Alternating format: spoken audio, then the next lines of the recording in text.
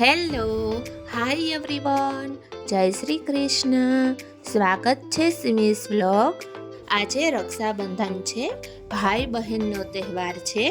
બહેન જેટલી વાટ જોઈને બેઠી હોય છે રક્ષાબંધનના તહેવારની, તેટલી જ ભાઈ પણ વાટ જોવે છે રક્ષાબંધનની.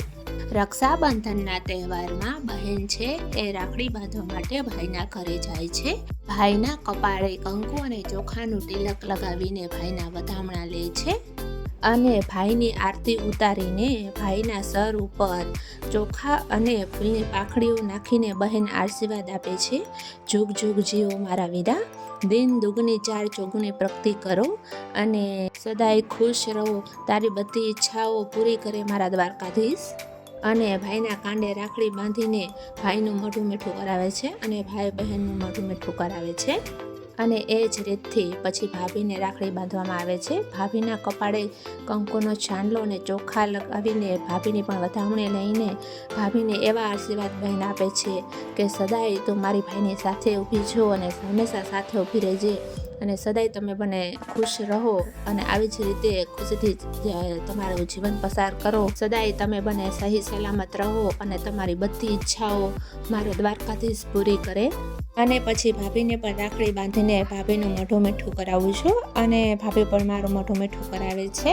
અને ભાઈ અને ભાભી બહેનને ભેટ આપે છે. ભાઈ અને બહેનના પ્રેમનો આ તહેવાર એટલે રક્ષાબંધન. રક્ષા કરે એક ધાગો એટલે રક્ષાબંધન તહેવાર ઉજવાય છે. અને દર વર્ષે હું મારી ભત્રીજીને પણ રાખડી બાંધું છું.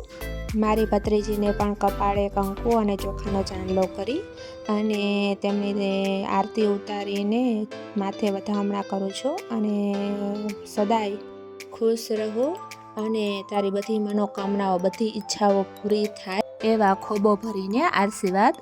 અને સદાય મારો દ્વારકાધીશ તારું રક્ષણ કરે.